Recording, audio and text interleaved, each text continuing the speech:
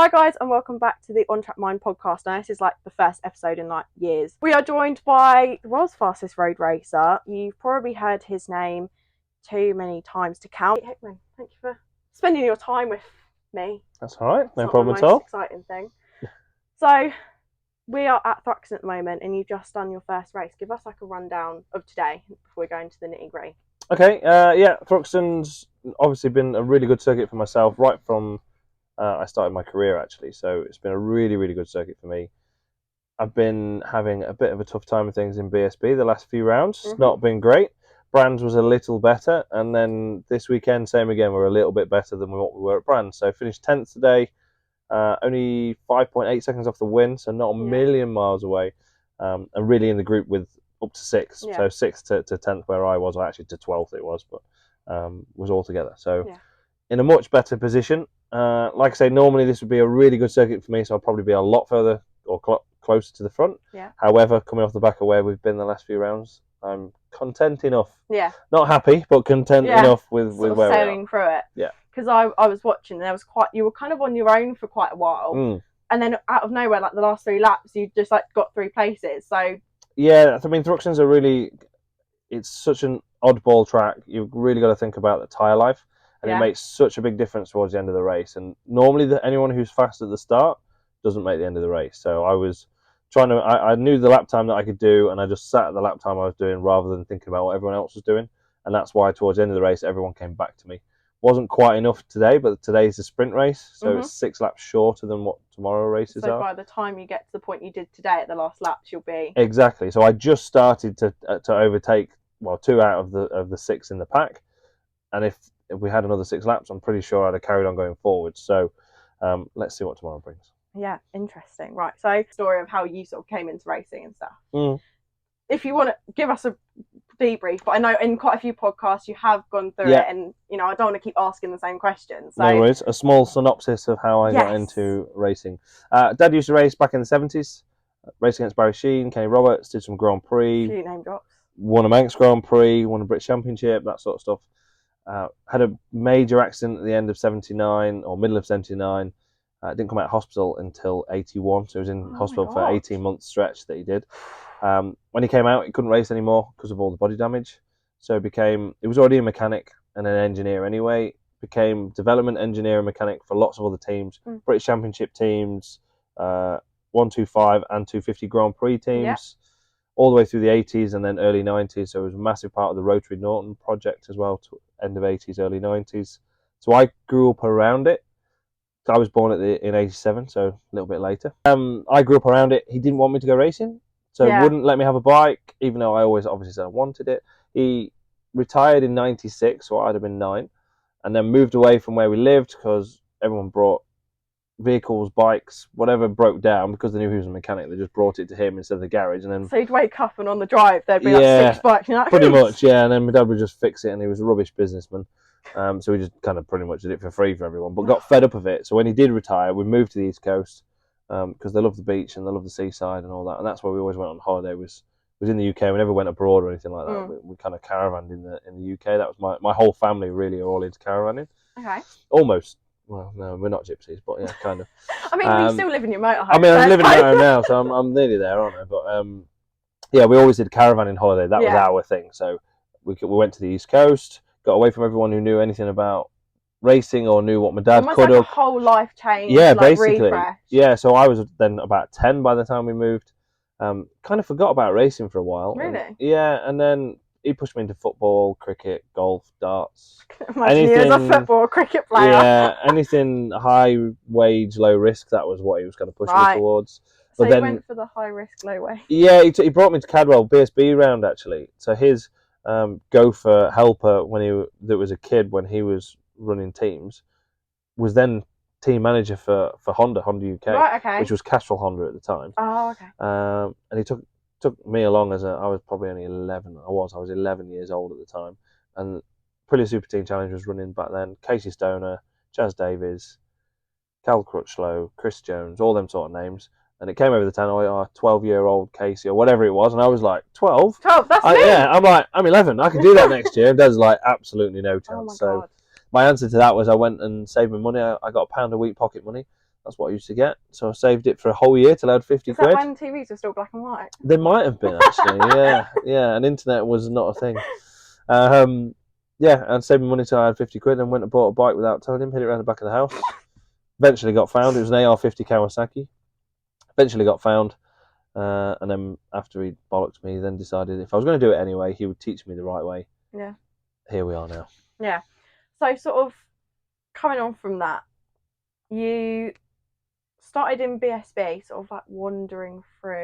Well, I started club racing, and then Yeah. and then got myself into BSB British Championship. I did Superstock Cup in 2004. As a 17-year-old, I missed the first round because I was 16. You have to be 17 to race a 1,000cc bike in Britain. But I won the championship, even as a 17-year-old. The year after was in Superstock Main Championship, and then I went into Superbike from 2006. So 2006. I've been racing in British Superbike since 2006 with only 1 year off.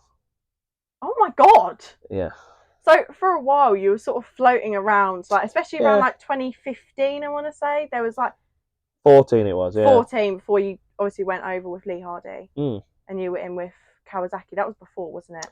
No, so my timeline isn't very good, I can't lie, it's been a long day. I was kind of floating around in and out of teams, this, that, the other. I had 1 year out of Superbike and I rode in my own team with just me and my dad and a real good sponsor of ours. Just out the back of a van. Finished third in the British Superstock Championship in 2008. Mm-hmm. Literally, Dad built the bike in a shed out the back of the house, and we finished third in the British Championship on it, which was pretty cool. And then back into Superbike. 2011 had a real strong year. 12 had a bit of a dodgy year. 13 was an average year. I finished 11th in the championship, so I wasn't horrendously rubbish, but I wasn't amazing either. Yeah, and you were still sort of coming through. You weren't like a factory supported. No, and I never actually rode a bike that was capable of winning, really, until 2011. That was the first time I ever rode a British Superbike that was capable of winning. And I had podiums here. I led the race here at Thruxton. Yeah.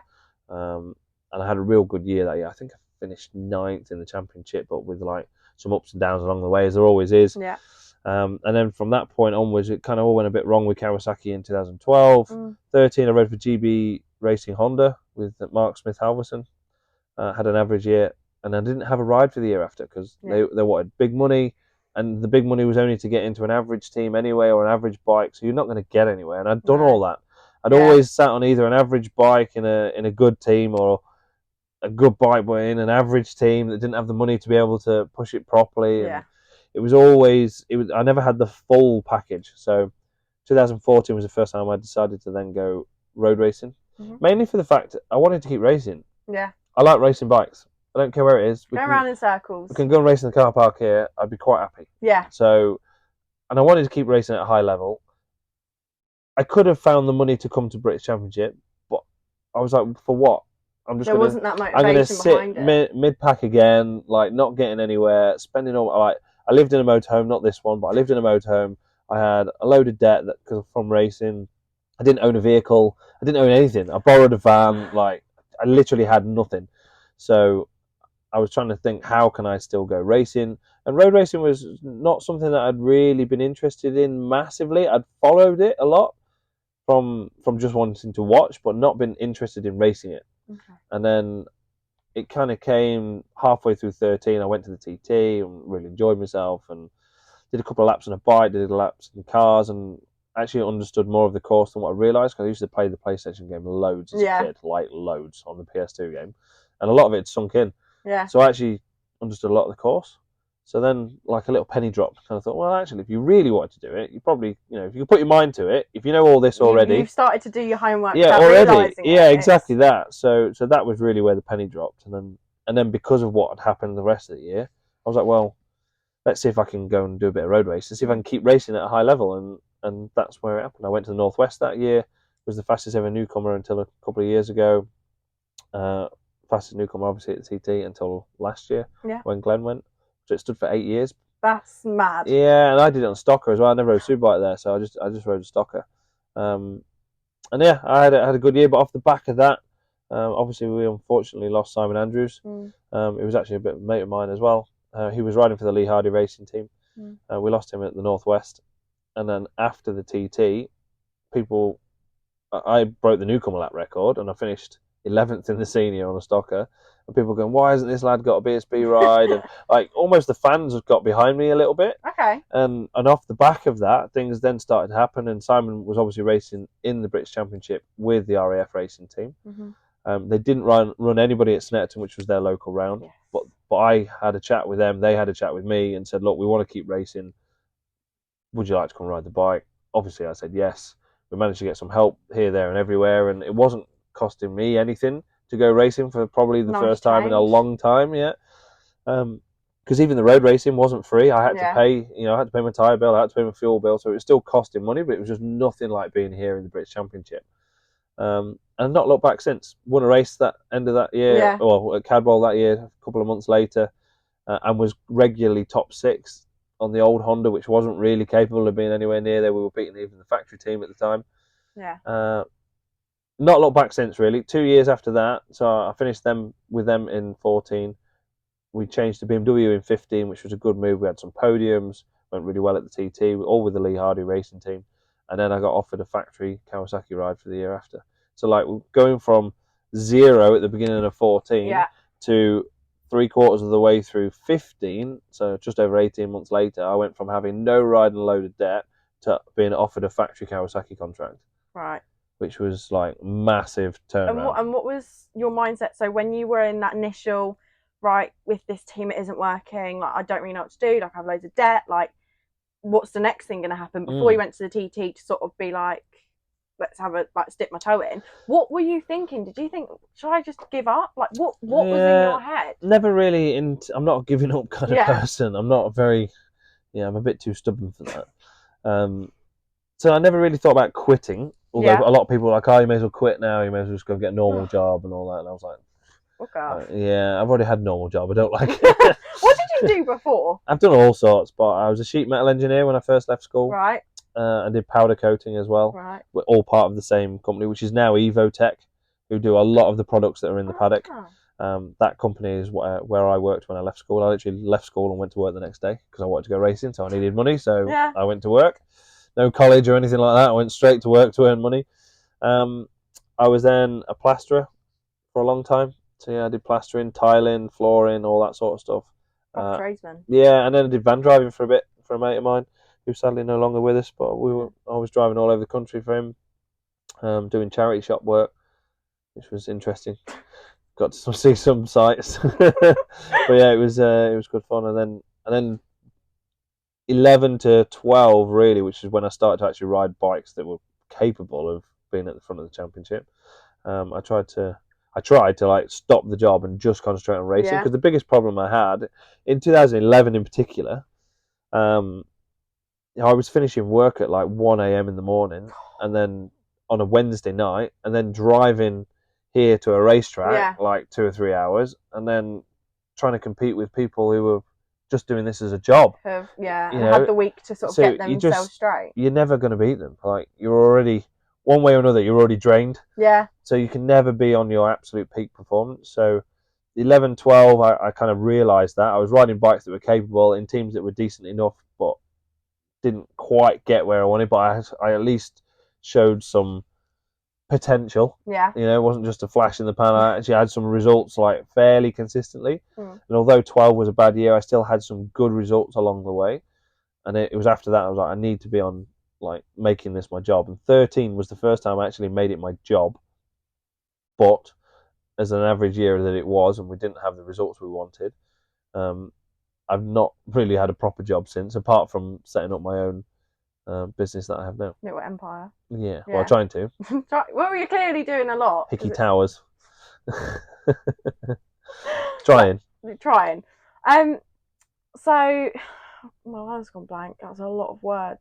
Sorry, it's a lot of information. There's a lot happened in the last 20 odd years. No, it's good. So when you sort of got picked up by Lee Hardy, obviously, really tragic loss, and coming into that team after, if that hadn't have happened, would you have had the ride? Yeah, probably not. Yeah. No. So how did you feel going into it? Obviously, you're going to be excited. You've got this opportunity. It's going to be good for you. At the same time, you're sort of thinking like what was in your... racers don't really think like that. No. We're quite a cold breed of people. You have to be. Yeah, you have to be. And as harsh as it is, life goes on. It really does. And I was good mates with Simon. I know his dad Stu. And he was super happy that I was riding the bike that was meant to be for Simon I and bet that stuff. felt So really nice. so yeah, it actually fitted really well, as much as tragic as it was. Yeah. But what's happened is happened, and you can't change that. And there's no point dwelling on it, I guess, is the probably the best way of saying it. But it just worked, and it was a circumstance that happened, but that's what happened, and an opportunity ended up being there for me, and I managed to make the most of it. And I hope Simon's at least a bit proud that he Definitely he helped me one way or another. Yeah. Well, somehow. But yeah, it's just one of them things, isn't it? Yeah. So obviously there was a time where you didn't have much going on, and you thought, right, let's have a check out of road racing. You then, your first year at the TT, you were 27. I was, yeah. Yeah. Well done. Oh, thanks. How did coming into it at the age you were then? Did you sort of look at it differently? Because you hadn't necessarily grown up thinking that's what I'm going to do and that's where I'm going to end up. I'm going to win X amount of trophies. But because some people do, and they build up that pressure and they don't get where they want to be. So how do you think your age helped in that? It definitely helps. So the TT is such a massive event for many different reasons. And me and McGuinness have had this conversation more than once, but we both believe that 18-year-olds should not be going to the TT. And obviously you can't stop it, because at 18 you're an adult and you can do whatever you want. So I don't think there'll ever be a time when they do actually stop it. But at 18 you have not ridden a bike for long enough, even if you've been riding since a kid. But you haven't been on a big bike and had on big a big crashes. circuit. Yeah. So when I went to the TT, I've been racing 1,000cc bikes for 10 years on short circuits. And you've had crashes, like small crashes, big crashes. crashes. You learn by your mistakes. Yeah. That's probably the biggest thing is, generally speaking, with racing and lots of different other sports, you learn by making a mistake and going, okay, I need to not do that again. Even doesn't matter. Life. It doesn't matter how many times people tell you, oh, don't do this, until you'll still do it eventually, and then go, yeah, all right, I need to not do that. Well, I did that in probably the safest environment you could be, which is inside the British Superbike paddock, on big bikes with mega fast riders, but on pretty safe circuits. I know British circuits are not the safest in the world, but they're still pretty safe, in a fairly safe environment. Compared to roads. That's where I made all my mistakes and learnt. Whereas if you're 18 and going to the TT, there is no margin for error. What, have you done like 4 years on circuits? Like, well, you can't even ride 1,000 till you're 17. Exactly. So you've had a year on 1,000. It is not enough. It is just not enough. And even a 600, you can't ride 600 till you're 16. So if you go at 18, you've still only been riding a 600 for 2 years. In my opinion, it's not enough. Yeah. And I say McGuinness has had the same thing. But yeah, for me, going to the TT at 27, race 1,000cc bikes for over 10 years, racing the British Superbike Championship for a long time at that point as well. 8 years, I think I've been riding in Superbike Championship. And I decided, even at that point, to take a stocker to the TT, not a Superbike. Because I wanted I wanted to be boss of the bike, not the bike boss to be. Yeah. The Superbikes are so hard to ride. People do not understand. Like, I'm pretty sure people will be looking at the times here this weekend in particular and going, oh, look at the Superstock times, because they're really close to what we're doing on Superbikes. And you think, oh, well, you take the front running Superstock bike rider, put them on a Superbike, and they'll go faster and they'll blitz everyone. And it just doesn't work like that. They go slower because the bike's harder to ride. It's harder to set up. It's more aggressive. It fights back at you all the time, whereas the stockers really don't. They're still a hard bike to ride, don't get me wrong. But compared to a Superbike, they're a pussycat. Yeah. The Superbike's a lion. That's literally how it is. They are night and day different. It is unbelievable, the difference. So I deliberately took a Superstock bike to TT so I could be boss of it. Yeah. And all I had to learn was the track. Yeah. And that's how I did it. So I raced it in the Superstock class and I raced it in the Superbike class, but as a stocker. Wow. And I think it's that maturity and that experience that I'd had that had led me to that decision. At 18, would I have made the same decision? If someone said, oh, you got a Superbike or a stocker, you'd have probably gone, I'll take the Superbike. Because you just would, because you're 18. Yeah. And also at 18, like, yes, it doesn't matter how much you want to think, like, this is what I want to do. I want to go racing. You're also going to be thinking, well, I can go out to the pub now. I can do this. No, but it's true, though. It will be prevalent. Everyone's different, aren't they? I mean, I was quite a grown-up 17, 18-year-old. But a lot of people aren't. No. And I think it really does depend on the person a lot as well. But at the same time, I think there should be a minimum amount of high level short circuit racing before they allow riders to go to the TT, in my opinion. And that's something that I had in abundance of before I went. And I think the proof was in the pudding. That's why I was so fast. That's why I was safe. Yes. And so did you not feel that pressure as such? Because no, not at all. Done it. So you went into it thinking, this is just another one. Yeah, go do some big wheelies and big skids and have a massive smile. And to be honest, I still want to win races. Do not get me wrong. But when I turn up at the TT, I am there to enjoy myself as much as anything. You can't. If you have that thought of I need to win, it just brings a whole world of problems, in my opinion. Yeah. And I'm dead chilled out and relaxed anyway. So. Yeah. Why are you so? Because you will say, and anyone who speaks to you, you will say itself that you are so relaxed, so laid back. But why? Was there something that you thought went out of my control? Like, fuck it, why not? Or is it just a natural? Natural for me. I'm just not a worrier. So I don't worry about anything. I don't overthink anything. Give me some of what you're taking, honestly. I've always been that way. Like, it's not something I've had to train myself to do or anything. It's not a no fucks given kind of thing. No. But it almost is. Yeah. Like, it's fairly close. You're very select on what you would give a fuck about then. Yeah. Not every minor thing. And even at that, if it goes wrong, it goes wrong. Like, whatever's happened has happened. I can't change it. Worrying about it doesn't change it either. And that's how I've always been. So I think that relaxed approach in particular works really well for TT. Yeah, 100%. Obviously, jumping a bit forward. So you haven't done many podcasts this year, have you? No, actually. I get asked probably weekly to do podcasts. I'm a favourite. Yeah. Most of the time, my biggest issue is time. Yeah. I don't really have the time. It's not so bad here on a race weekend. We're doing it in the evening. Kind of most of the day's done. I've had my debriefs. I've been and had food on. It's not. I could do it like this. Yeah. Trying to get it squeezed in a week somewhere or in a day is just hard work. Yeah. So you haven't really spoken about the TT in the Northwest this year. No, not really. No. So let's focus on the Northwest Cabin first. The last 2 years have been eventful.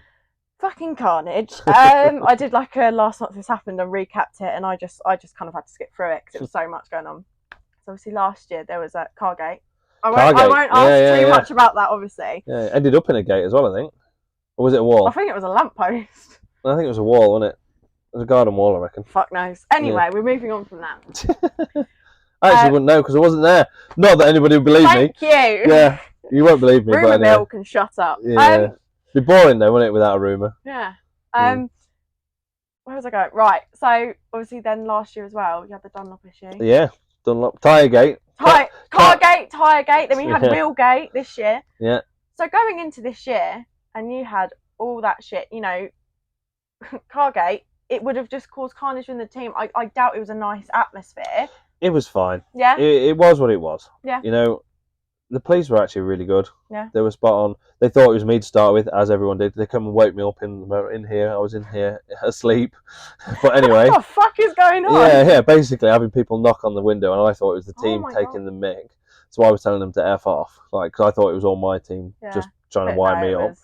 But no, it wasn't. It was the police. So no, I'm joking. Yeah. So when I got out. I actually answered the door naked because obviously, again, I'm not much of a worrier.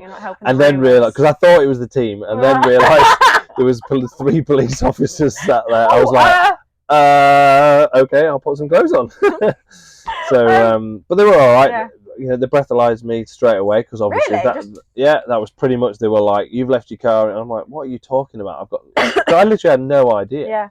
So they breathalyzed me, then realised I wasn't drunk, and was like, "Oh, he's actually telling the truth." So. You guys can shut the fuck up now. At that point, their attitude kind of changed. Then they were like, "All right, so we're not dealing with what we thought we were dealing with." And then, the driver went in the morning and sorted out with the police, and job was a dream. That was it, done. Yeah. So from the team point of view, it was kind of like by 12 o'clock the next day, it was all sorted and done. Yeah. So we were just going to carry on racing and get head down. And that was it. But you couldn't really carry on racing. We couldn't, but we did break that record first, so that was a small bonus that we did get. I mean, at least you could come away with that. The last thing you'd want is to come away and be like, so much has happened, we couldn't even ride, it's unsafe. Fuck up. What did we achieve? you know, at least you had that in the bag, sort of, right, fair enough, put my hands up and that's me done. Yeah. So obviously the tyres had a bit of an issue, but we did break that record first. Little silver lining, but yeah, then obviously I had the tyre explode. I actually had the tyre explode on me at 197 mile an hour. Oh, that makes which me feel was sick. Not ideal. What was going through your head in that moment in time? Well, I didn't know what it was. I didn't know what had happened. I thought there was something happened to the engine or the gearbox, or because it literally just all of a sudden just shook its head off, and I didn't realise it was the tyre until I stopped. But fortunately, the actual tyre, the tyre didn't explode. It delaminated. So we're actually really lucky that the Dunlop, the way that the Dunlop tyre is designed, means that even if it does delaminate, it stays together. Right, okay. And a lot of other tyres don't do that. Yeah, because the whole thing was that everyone said it was like in pieces and stuff. Obviously, that's... Yeah, which it kind of was, as in a lot of the rubber had gone. But like if you look at what happened to Top Rack recently... Yes. And his didn't delaminate, he did something else, but immediately he crashed because it came off the rim. Yes. The Dunlop, none of the Dunlops that had the problem came off the rim. None of them. They stayed. They all stayed together, which allowed all of us riders to actually stop the bike and not fall off. Yeah. Now, don't get me wrong, there's probably a bit of luck in that, but also it's because of the way they designed the tyre that meant it stayed together, even when there was a problem. So, in my head, there was obviously loads of talk then, TT and what's going to happen, this, that, the other, and then I was actually probably the first rider to find out because I'm a Dunlop ambassador. But they rang me while we were at the TT and just said, by the way, we've pulled all the rear slicks. So you can run a slick front, but you can't run a slick rear. You've got to use the super stock tyre, so the treaded rear tyre. So did you go for? Did you go for that? Yeah, well, so they were like, we want you to know, what are your thoughts? And I said, well, in 2018, I did a 34.4 on a super stock bike with a treaded front and rear tyre. So I was like, to be honest, I'm not too bothered. Yeah. Like, there's only, at that point, there's only me and Dean had ever done over 134 mile an hour anyway. So I was like, it is what it is. Yeah. Like, it's the same for every Dunlop rider. In my opinion, the Dunlop's still the better tyre, even as a tread. And actually, that year, Dunlop won every single race with a treaded rear tyre, and no other brand ended up winning a race. So that just kind of proved the point of how good the tyre really is. Yeah. It was just a dodgy... It was a dodgy batch or whatever, or something had gone wrong in the manufacturing process. Yeah. It happens all the time. Yeah. Like I said, look what's just happened to Pirelli with Top Rack. Yeah. So it can happen to any... It's a freak thing. Yeah, it is what it is. So with all of that from 22 coming into Northwest 2023, before obviously Wheelgate, what was your sort of mindset? Do you think, fuck it was last year, crack on? Yeah, always. Yeah. You just got to crack on with what you're doing. Yeah. Don't dwell on the past. No. I've learnt that. Yeah. So then we get Wheelgate. Right. Right. So when I first saw it, I was livid because obviously, you know, we as the public kind of got told that it was done at it was sort of mentioned at the last minute. Well, it was. The bike was on the grid. Yes, this is what I do. This is what really baffles me. And what was going through your head when they like tapped you on the shoulder, went, "That's not okay." Like, what was that process like? Frustrating for a start. Yes. But they couldn't get their head around their own rule. So their own rule contradicted itself. Yeah. That was the problem. But not only that, we'd ridden there for 2 years previous with the same wheels on the same bikes. And also, and not only that, we'd actually already had that conversation with the organisers in the 2 previous years, both years, that this is how it is because you can't get anything else with this bike. Not being funny, but isn't there there's scrutineering? There's people. There's going to be people walking around. Scrutineers are there to look for safety stuff, right, more so than technical infringements. Yeah. Okay. So when the bikes are going through scrutineering, they wouldn't really be looking to see. Oh, nice wheels. Yeah, they're making sure the brakes are on, the wheels are tight, that sort of stuff. So they're looking for safety stuff, not technical stuff. But you would have had warm up by then. We'd had warm-ups, qualifying. It wasn't a hidden fact. It was No. And in fact, when it even happened on the grid, what I thought was really funny and proved a massive point was they had the Marshall bike sat there with carbon wheels sat in it because it's a standard wheel. Because I was like, literally went. It's how they come out. Yeah, like that's how it comes out the factory. They're like, there's your bike that you're using as a Marshall bike. It's got carbon wheels in it, and they were like, oh. I'm like, yeah. But anyway, got yourself entangled there was then other arguments saying, well, actually for the M1000 there is a forged aluminium wheel option, which at the time they were available to order. However, none were produced But it At wasn't the a time. standard. Yeah, so standard is still carbon, Yeah. but you can, at the time, you could then order the bike with forged aluminium wheels if you wanted. However, there were no forged aluminium wheels made at that point. So regardless of the fact you could order them, you couldn't But they get want them. you to sit. Yeah, sit they it didn't. out? They didn't exist because I saw lots of people on social media going, "Oh yeah, but you can actually order it with a forged wheel," and I was like, "Yeah, you can. See if you can go get some because Yeah. you can't." Yeah, There if you get them, bring them to me, and I'll be Yeah. amazed. Yeah. So then the next thing was, well, how come Seeley's on exactly the same bike? Right.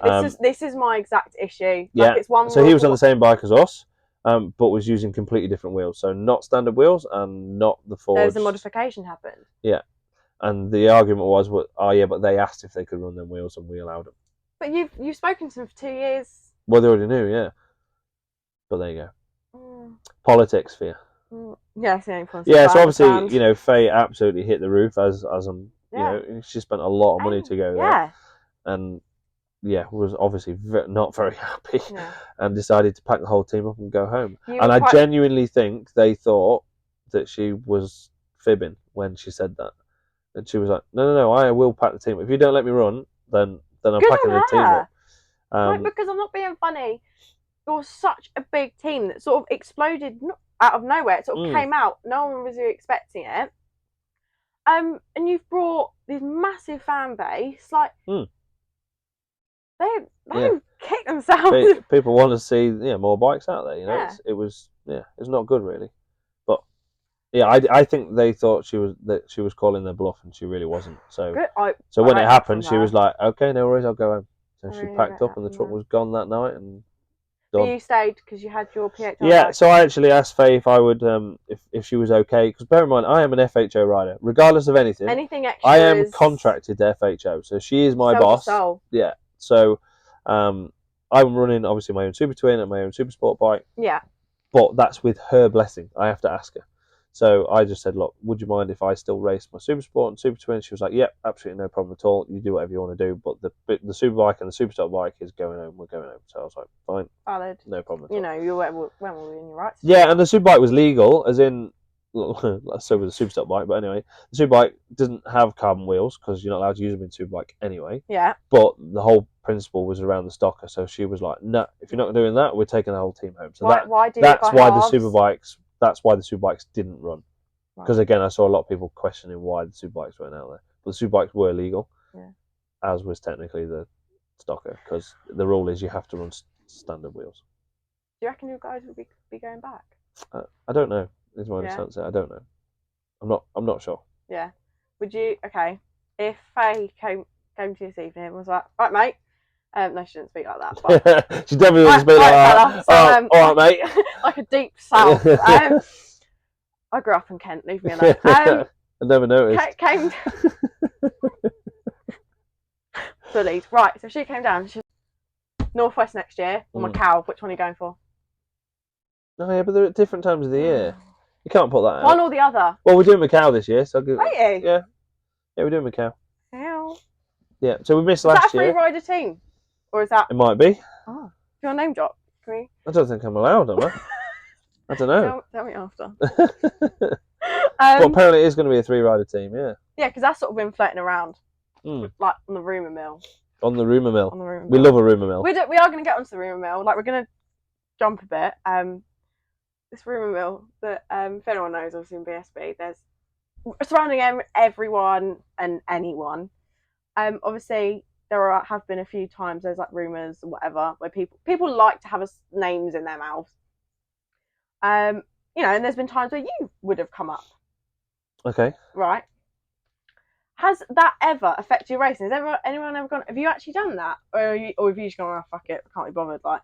No, normally if it's a really good rumour, I'll go, yeah, that happened, yeah, yeah, because that just makes me laugh. Because then I walk away, and I'm like, and then they go, I've spoken to him. Yeah, like if it's a good rumour, I like to add to it a bit. Okay, I rate that. Yeah. So you just don't give a shit? No, not really. I rate People will talk about it whether you want them to or not. You can't control it. So this is where I go back to that. I don't worry about things I can't control. If I can't control it, why worry about it? I've just had an epiphany. Thank you. Well, because there's no point. Worrying doesn't change what will or won't happen if you can't control it. You can only control what you can control. So, yeah. I love a good rumour though. I love a rumour. What's the I've worst? started half of them. No, I haven't. What's the But I should do. What's the worst one you've heard? Oh, I don't know. You can say anything on this. I don't even know. To be fair, I've got a bit of a mind blank right now. But there's always loads in there. Right, just come to a BSB, wander around the paddock, ask about Hickman, and then you'll get plenty. Yeah, you'll probably get. Yeah, you'll probably get. Yeah. I've heard some, which is quite Have you? fucking hilarious. I'm not sharing Yeah. them. Motorhome antics on an evening is probably a funny one because What? motorhome antics on an evening. I reckon that's probably there's loads of rumours about that, about who I have in here or don't or whatever. That's always good fun. I'm just gonna get absolutely. The thing is, I'm gonna get mobbed when I walk out. And you might do, yeah, like the press.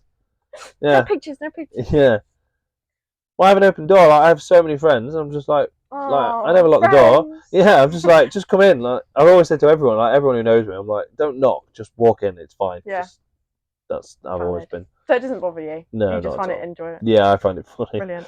Some of them are true. So some rumours you're kind of like, oh yeah, how did that get out? That's awesome. It's like, oh shit. Yeah, and then there's some that are just like so far out there, and you're like, how has someone even got to that?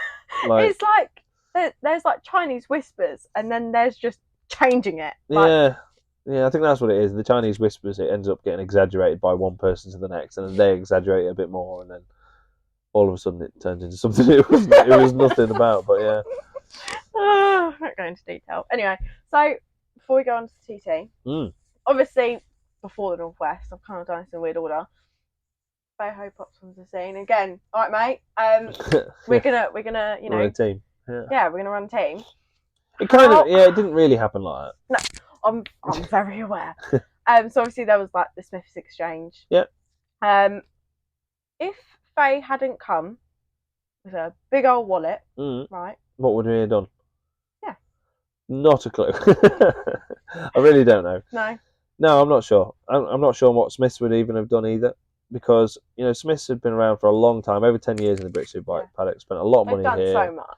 Spent a lot of money here. Spent a lot of time here. Built a really good team, and as much as they kind of got to the end of the line of what they wanted to do in bike racing or in the British paddock and TT and stuff, they didn't want to see the team that they'd built just disappear to nothing. They're like, it's taken so much effort to get such a good team together. They would feel for nothing almost. Yeah, they were like, we don't really want to just let it go. And for a couple of years before it finished, there was rumours of, well, it might be our last year, but then every time it was always like, but the team's so good now, we need to continue.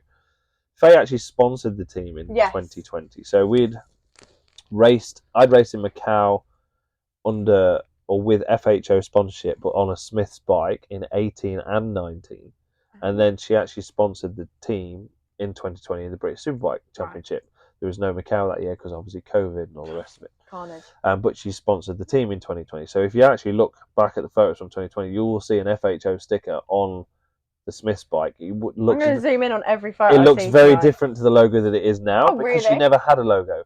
So it was just an FHO racing sticker that she'd made up. Oh, brilliant.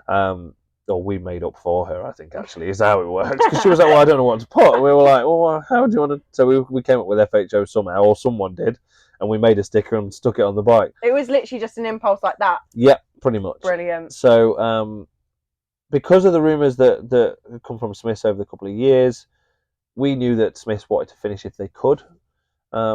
And Faye had mentioned a few times that she would really like to have her own team, but she didn't know how to do it, and obviously it'd be a lot of money to start up and all the rest of it. So me and Daz kind of had a chat together and went, why don't we propose the situation of Faye taking on the Smiths team, because that would be easier for her. There's a whole team sat there already, there's all the personnel, there's all the infrastructure, and it also allows Smiths to back away but keep the team as it was. So it kind of killed two birds with one stone, really. Yeah. And we had a discussion about it. We thought it was a great idea if it would work. And then we spoke to Faye about it, and we spoke to Smiths about it. And then they all kind of got together and chatted about it. And has much changed? A fair bit, yes and no. A lot of the infrastructure's similar. A lot of the personnel's similar. But things have been moved around, and people have been moved around. So, but there's still a lot of the core people that started. Like you. I mean, the risk really for me was, I helped the team become FHO Racing, if you But like. she didn't have to keep you on. She didn't have to keep me as a rider. Riders are cannon fodder at the end of the day. Yeah. We are like, you get a 1-year contract if you're lucky, and that can only last 2 or 3 rounds if you're no good. So it was risky, but not risky, because I was just helping broker something that I managed to keep a team going that I just so happened to be in at the time. But again, I didn't have to stay in the team. That wasn't a given when it all happened. Yeah. I've just been lucky enough that 3 years later I'm still here.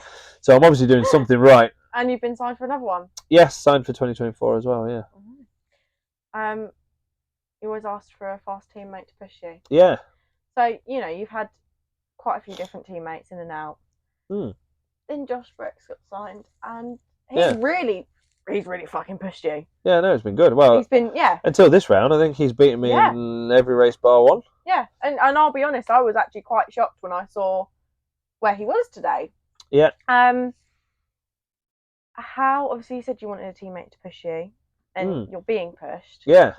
What's going through your mind at the moment? So with all these rounds that have gone on? Yeah, so what's been really interesting or frustrating for me, which just is what it is, like I said, it's been no secret that I've always asked for a fast teammate. Yeah. And from 2017 when I joined the Smiths team until this year, I don't know how many races that is, you'll have to work it out, but I've been beaten by my teammate less than 5 times from 17 until this year.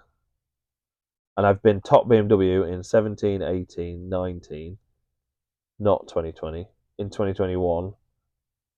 And I think last year as well, I was top BMW in the championship. So not only was I beating my teammate, but I was beating all the other BMWs as well.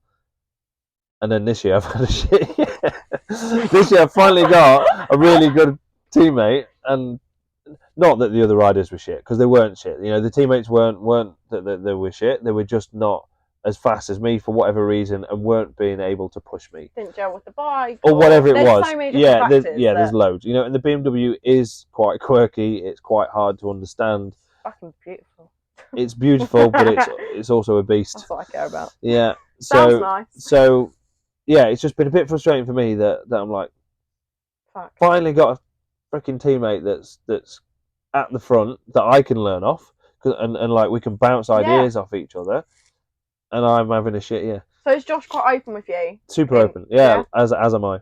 Brilliant. That was one of the things at the start, and to be fair, the team were nice and even asking me if I thought Josh would be a good candidate as a teammate. Because they really didn't have to do that. No, they didn't have to do that, and most of the time you would never get an option. And I said last year that I thought it would be a good idea, Because you even did podcast with Dom and Chrissy, and they put a question to you, like, if you had to have a teammate, who would you have? And you and Daz both said Josh Brooks. Yeah, I think way before. Yeah. And it's sort of like, and at the time Josh had been written off, and like he'd had a couple of bad years. Everyone was saying he's done and all the rest of it. But he's finished. At the end of the day, he's 2-time British champion. There's a reason he's there. Yeah, you don't forget how to ride a bike. No. So for me, I thought it would be somebody who got a lot of experience and could hopefully help with the BMW and its finicky ways. That was the idea. And to be fair, I know he's having a bad weekend this weekend, but as a rule, he's been pretty freaking fast, which is good. As have I. Last year I had a dodgy year, but towards the end of the year I was fast. And in 2021 I was fast absolutely everywhere on the BM. So it's not that I can't be. Yeah. And there's loads of factors that change why you're fast or not fast, or other riders and teams as well, and bikes and manufacturers. But that's always the thing. It's such an evolving sport as well. Like even this weekend, we've all been thrown a curveball that we have to use this super hard rear tyre that basically no one had ever ridden before, and we have to turn up here and get on with it again. And like, notoriously, the BMW is horrendous on a hard tyre. Like, it's just not good for a BMW. But I think the proof's kind of in qualifying today. I think BMs were 10, 11, 13, 15 and 18 or something. Like, yeah, they weren't. They're just nowhere near, because you can't get the rear tyre to do what we want. In the race, we're a little bit better because it's not about out-and-out one-lap pace. Yeah. But even so, we struggle. Yeah, we struggle with hard tyres, we just do. Yeah. Sort of jumping back, because I've kind of done this in a weird way, because as you're talking, I'm thinking of other things that have happened. Your list has basically gone to pot, hasn't it? Fuck it. It's constant. So I have got some things that I will stick to on it. Last year. Gosh, mine's back. Alton Park. Oh yeah, I wonder what you're going to say. Yeah. Jason Gate. Jason Gate. Everett Gate's everything. For me personally, and I've always been open about it, I just think the attitudes from him as a person could have been handled better. But that's my opinion. Like, do you know what I mean? I'm not trying to say to you, like, get you to rile up and be like, he's a fucking prick. No. and I, you know, he's a great rider and stuff, and I don't know him, but from watching that, obviously I was a bit like, okay. But at the same time, adrenaline's running high, and you know, he was fighting for a championship as well, and in his head that was a massive blow to his championship. So he's got all that emotion going on as well as the adrenaline.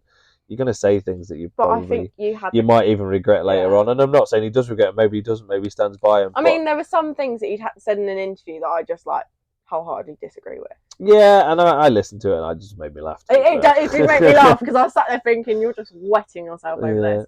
But I think he came back to come back of the century. He posted that Ayrton Senna quote. Yeah. So true. Like, but so my big thing with it was, I'd had not a great year, but we'd finally found something that was making us fast. I just had a podium at Snetterton. I was suddenly right back at the front again. I was on the podium pace at Ulm Park. So I was like, we're in for a really good end of year. Yeah. And I was fighting for a podium. Yeah. Like, if I was fighting for 10th place, don't get me wrong, where I passed him is a hard place to pass.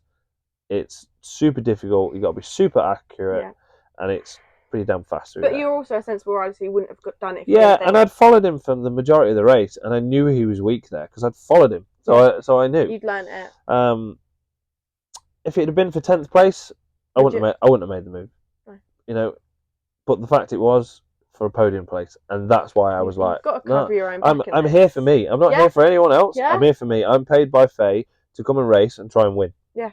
So, and that doesn't matter if I'm fighting for a championship or not. That's what I'm here to do. Yeah. So regardless whether he's fighting for a championship or any other rider's fighting for a championship, makes no difference to me. A race is a race. I'm here to try and win. Externally. Yeah. I was like, there's a podium place there. That's where I think I can pass him. In my head, I felt I could pass him cleanly.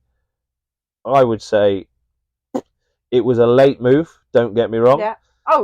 No, I'm not saying you were perfect with it. And I think he just didn't expect it. That was the biggest problem. He did not expect someone to be underneath him on the last lap, and he even openly admitted that he went wider to try and have a run on Bridewell because he was thinking about passing Bridewell into the last corner.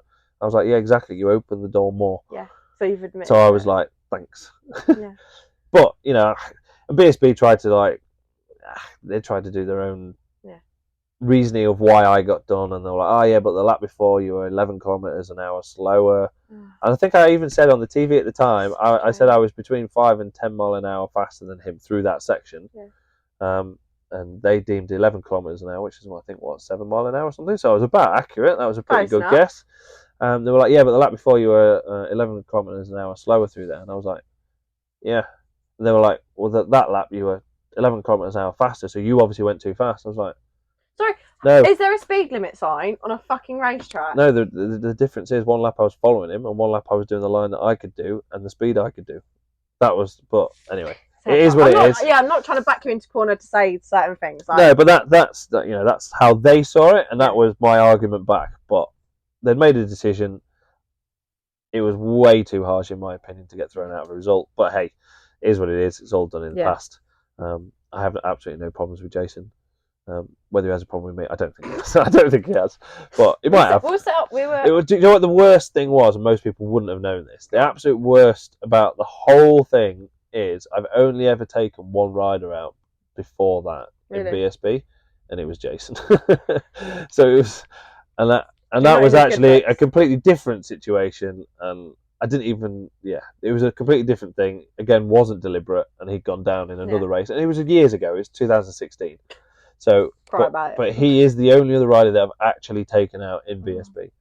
But I've taken him out twice. You're horrible. Well, in theory, because actually, the Old Park, did I take him out? Who knows? There's the debate. Who knows? Right, we're going to jump forward again. So this year's TT. Yep. Pretty well, didn't you? Yeah. Not too bad, yeah. Sorry, you won 4 races. Yeah, there was 8 races there. Right, you've literally got the title world's fastest road race. You can't sit there and be like, I didn't win every single one of them. No, do you know what? We did have a good. It was a tough 2 weeks with the Superbike in particular, But we had a really good I'm not TT. being funny. You got what, second of a quick shift problem. Yeah, quick shifter, no blipper, and yeah. I'm sorry, because the bike was basically so when I said I had a brake problem, a lot of people thought there was like a fault in the brakes. It wasn't. It's because the bike wasn't handling and it was shaking its head. So every time it hit a bump, there's a lot of bumps around the Isle of Man. just a bit. And jumps as well. The bike would do this, and every time it does that, the disc has a little bit of float in it. Right. It hits the brake pad and pushes the brake pad back into the caliper. So when you first go for the brake, the pads go towards the disc, but they don't make it. They're not. It's nothing. So because they've been pushed back too far, so you have to pump the brake. Yeah. And it was, generally speaking, 3 pumps of the brake before I got a brake. So every time I went for the brake, there was nothing. I was like, 1, 2, 3, now I've got brakes. Did you ever think of just pulling in? No, but as soon as I set off, we'd had the brake thing already, so I was already well aware of the brake issue because we'd been having handling problems all week. Right. So I knew that was already there. So that was something I already had to contend with. Okay, right. The problem was, on top of that, I then had a shifter and no blipper problem. Okay. So we went off the start, and immediately I went to shift from first to second, and the shifter didn't work. And I was like, oh my God, this is going to be a long race. Yeah. Still got second though. We did, but it took a bit of time. There was so much going on because the shifter was intermittent, so sometimes it would work. Oh, I bet it was a proper head fuck as well. Yeah, so it'd have been better off if it just didn't work. Yeah. Because at least I knew what I had. But whereas actually sometimes it would work, sometimes it wouldn't. So were you just toying with it the whole time just to see what you Yeah, so basically I'd always shift where I watch a shift and did it as though the shifter would work. And then if it didn't, I had to keep the pressure on the lever to then dip the throttle to allow the gear to pass. So I had to get into a bit of a weird routine of hit it as though it's going to work. If it doesn't work, dip the throttle. Yeah, because we were watching, and you could see like the helicopter would come down. And you could see your hands were just moving differently. Yeah. Me and my dad sat there like, what the fuck? And then we finally worked it out. And then you were in like Park FOMO. And you were like, oh, it's a quick shifter problem. We fucking got it right! But to be fair, the shifter wasn't as bad as the blipper. So because the blipper wouldn't work at all. So I was like, so I went off the start, down Bray Hill, up at the top. I was like, this is going to be a long race. And then I went to blip, and the levers was just solid. And I was like, no way. Did you? So the problem is, because I have a rear brake where you have it on a push bike. So you have a front brake on the right, rear brake on the left. There's a pull brake, like a scooter brake they call it normally. And I have the clutch set up really high because once you set off from the start, you don't use the clutch. You go up with the quick shifter, you come down with the blipper, you don't touch the clutch at all. No. So, but the problem because of that, and the blipper wouldn't work, meant I couldn't reach the clutch. So I couldn't get down the box using the clutch. So I had to manually blip, which you can do. It's possible to do. It's not a problem. However, it can be quite dangerous because you have to get the blip just right. Otherwise, it will go into a false neutral. So I was doing 187 gear shifts a lap at the TT. So times that by 6, and I had to manually blip every downshift, and sometimes obviously chop the throttle to go up. But I never had a missed shift the whole race, which was quite impressive to be fair. Under my own, I was like, I think I did quite well there. I actually didn't fuck up once, but yeah. And on top of that, I actually did 135.4 on the last lap, so I actually got some. But it's because I got into a rhythm. Yeah. So like the first 2 or 3 laps, it was just hard work because I was like, the brakes are not working. It's shaking its head over all the jumps. The shifters sometimes work, sometimes don't. The blipper doesn't work at all. I'm like, I've got all this other things to think about, as well as racing around the hardest course in the world at over 200 miles an hour. I'm like, there is a lot of information and stuff I was having to contend with. And I think a lot of people probably would have given up. I think there'd have been a lot of riders that would have just parked it and not bothered. So I'm not too stubborn to do that. Yeah. So I was always going to finish. I just didn't know where I could finish because I was thinking, even in my own head, I was like, I have no idea if I'll be on the podium or not. I think I dropped to 4th or 5th maybe early on while I was trying to just figure out what is actually going on. But I ended up getting myself into a rhythm, even with the brake problem, because I knew everywhere it was generally 3 pumps. I wasn't even waiting to feel it because normally you go for the brake, and if you don't feel it, you then have to go again. Instead, I wasn't doing it. I was going 1, 2, 3, like every time. Okay, so you've so I got myself into a rhythm. Even if the brake was there, I still did 3 pumps, just because I just did the same thing every lap. So I knew I was getting what I wanted. And I had to brake obviously early to do that as well, because you can't brake as late if you're going to have to, because you haven't got the brake. And yet, even with all that, on the last lap, because I got into a good rhythm, I managed to do a 35.4. And then, of course, people are going, oh, well, you can't go that fast if you had all them problems, so you're just making it up. And I'm like, you just don't get it. No. But people don't get it. No. You know, the only people who really know is myself and my team, because they can see the data and they know what I had to deal with. Release the data. Release the data. You know, everyone else will kind of be, oh yeah, but he's just saying what he said because he didn't win. And I didn't win. Yeah. But Michael was on fire. He was riding mega. And his bike was perfect. Yeah, well, might not have been perfect, we don't know, but he was riding awesome. He had been all practice week. He was on fire. He won the first Super Sport race. He was on that crest of a bit of a wave, and it was actually really good to see. You know, yeah. I've said it to a lot of people. I'm actually, you know, oh, you pissed off because Michael's winning. I'm like, no, but I want to win, obviously. But also, I don't want to, and I don't want to win by 3 minutes. Like, what's the point? You want the competition there. Otherwise, it's just a hollow victory, isn't it? So for me, I was actually really pleased that Michael was fast, and it was a bit of a shame Dean didn't really get going until the senior, but he did get going in the senior. That was really good to see. So good. But yeah, it was nice to have to get pushed. Yeah. Obviously, you came away from the TT. Lap record. Yep, lap record. How did that feel? After winning the senior, how the Superstep bike was mega. Just the bike, it was out of the box. Just worked. I think I did 4 laps on it in qualifying. That was it. Yeah, because the bike was so good, and I was having so many problems with the Superbike. I was just like, just park it. So I didn't ride it after Wednesday. I don't think. So that's quite a long time. Well, it was the Tuesday. So I rode it Monday. Tuesday I rode Superbike, and it got red flagged, and we had to stop early because of oil. I think it was at Barragaro, and then Wednesday I rode it and went. I think I did 133 mile an hour on it, and I was like, "Yeah, the bike's good. Just leave it alone. Yeah, like just leave that. Let's park that, and let's just try and sort the Superbike out." And then rode it on the Monday. I think it would have been to after the first Superbike race. Obviously managed to. In fact, no, it was Tuesday because we missed the Monday. Yeah. Schedules all different this year. It's hard to remember. Weird, yeah. But yeah, so bike just worked really well, and I felt like I could just do anything with that bike. I was boss of the bike, not the bike boss of me, and that's the problem with the Superbike. A lot of the time, the Superbike bosses you about instead of the other way around. Not what you want. And it's particularly there. It's definitely not what you want. Right. So coming back from the TT, then jumped straight back into BSB. It was Knockhill, and it all went wrong. And it's been going wrong since. So respectfully, it's gone to shit. Yes. But you've admitted it. You've sat there and said like it's not been what you've expected. Yeah. What's going through your head? Well, it's just hard work. It just is what it is. Yeah. You know, Superbike Championship's super hard anyway. The riders are mega fast. If you're off your game by 0.5%, you may as well forget it. Yeah. And at the minute, we're not. You know, I haven't been in the right. No, I'm not going to say I'm not in the right frame of mind. I can't get the feeling I want from the bike, and I can't tell you why. I don't know what. Right. Okay. I can't tell you what the problem is because I don't know how to fix it. Okay. All I know is there's a problem. I just don't know how to fix it, and we've tried all sorts, you know. And it's not whether it's in me or not. I can't tell you. All I can tell you is the feeling that I have. And bear in mind, everything that you do with racing and racing bikes is all about feeling. It doesn't matter if the data says it's right or wrong. If the feeling's right, it's right. Yeah. Doesn't matter if the numbers say it's right or wrong. If you're fast and it feels okay, it's right. Yeah. You know, but at the minute, I haven't got the feeling that I want from the bike, and that's what's hindering me.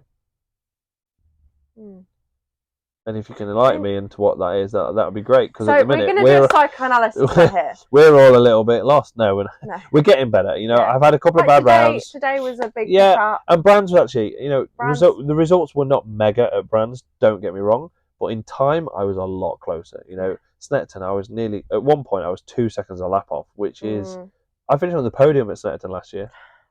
To then be 2 seconds a lap off the winning pace was like mind blown, and I crashed twice. You know, that was a shock to see. I can't lie. Just not like me at all. And both times I lost the front, which I hardly ever lose the front, and like that's going back to that. I haven't got the feeling. You know, and every time I tried to ignore the feeling and just push beyond it and just go, do you know what? It's just me. Get on with it. Bang, down I went.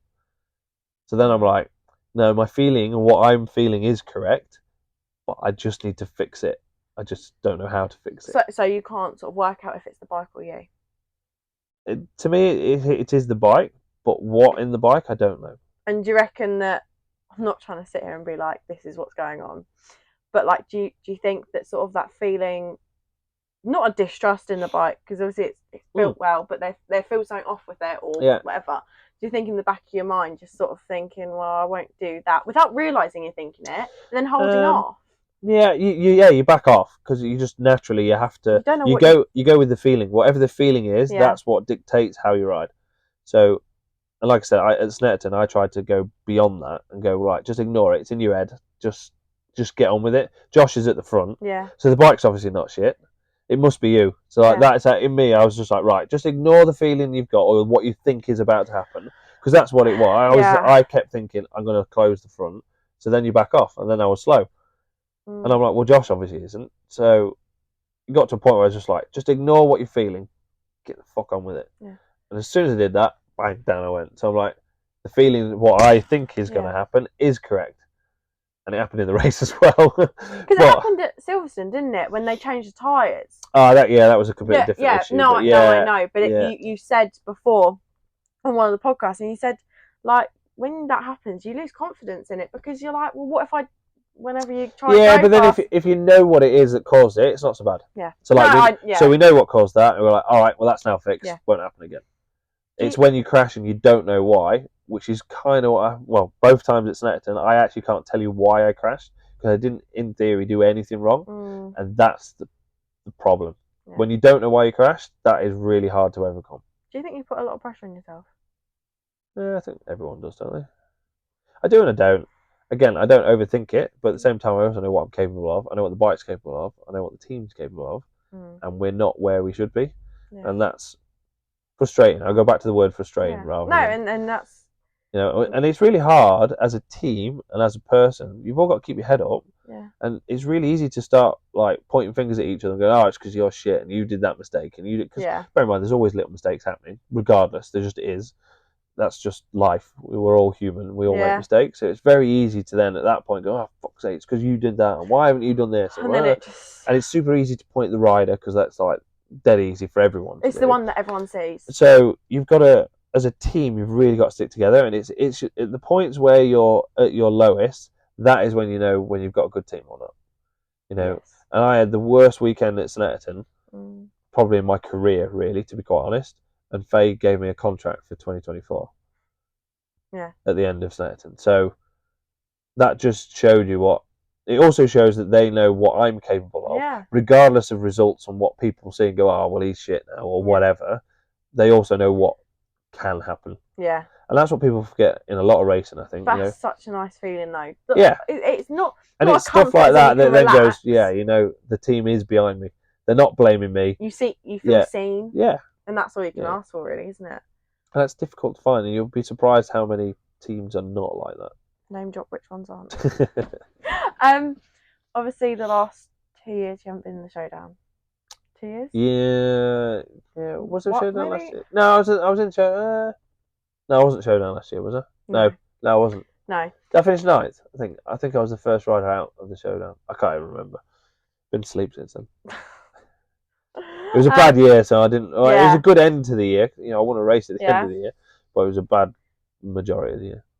Obviously, that's in the past. You've moved on from that, and you know, coming into this year, you're trying different things. Obviously, things aren't working out. What is in your head for the next couple of rounds? Because we've only got a few left.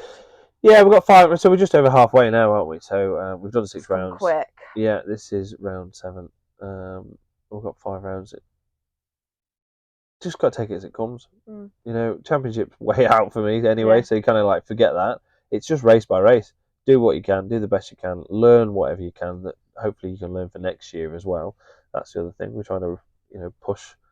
You've always got to think of the future as much as you've got to think of now. So, but we'll just take each race as it comes. Yeah.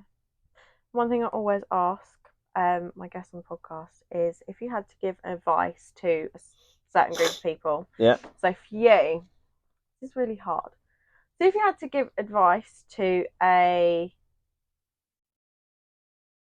let's go about mid-20s rider wanting to go to the TT. Yeah. Somewhere around 25, you mean? Yeah, it's, you know, roughly the same age as you. And they came to you and they said, look, like, I've seen what you've done.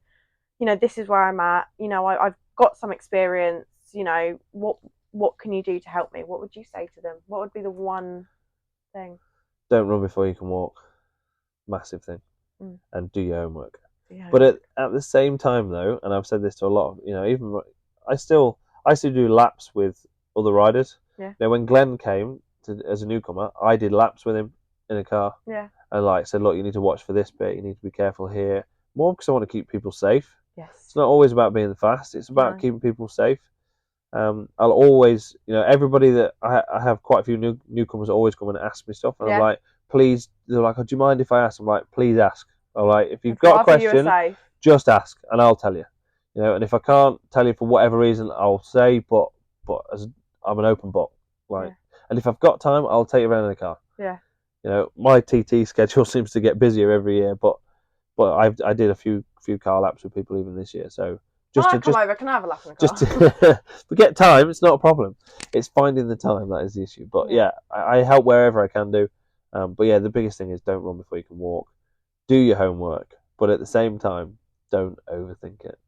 You know, my friend Craig Neve, when he first went to the Manx, I went over with him to the Isle of Man at the time. I wasn't as busy back then. I'd done the TT, but I wasn't where I am now and doing what I'm doing now with my own business and all the rest of it. So I actually went over to the Isle of Man with him, and we did a couple of days there, driving around and around.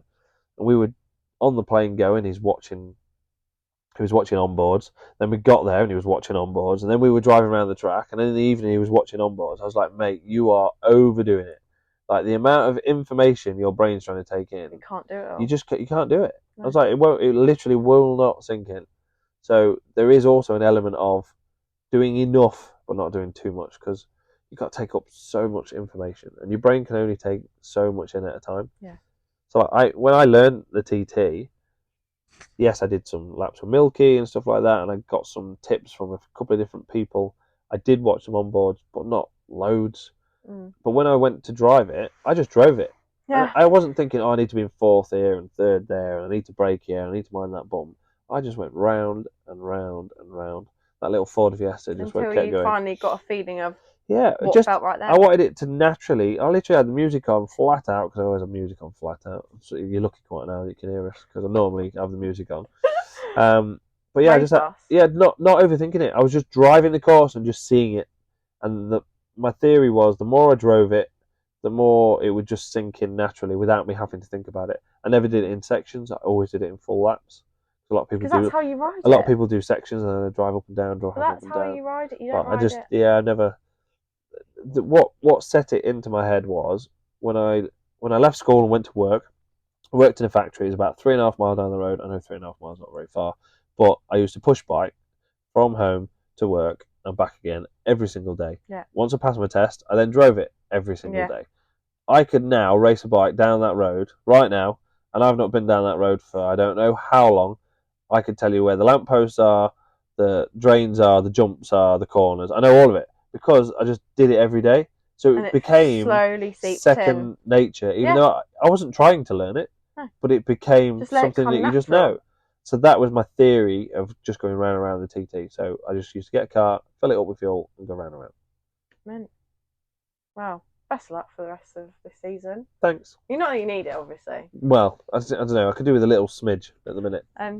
Okay. Where's the smidge of good luck for Smidge you? of good luck. Thanks. No, thank you for taking the time. I know it's been a long day. It's all right. So yeah, thank you. No problem Thanks, guys, for watching. If you don't subscribe, I will find you. Thanks, guys. Hope it's been informative. They'll hate it.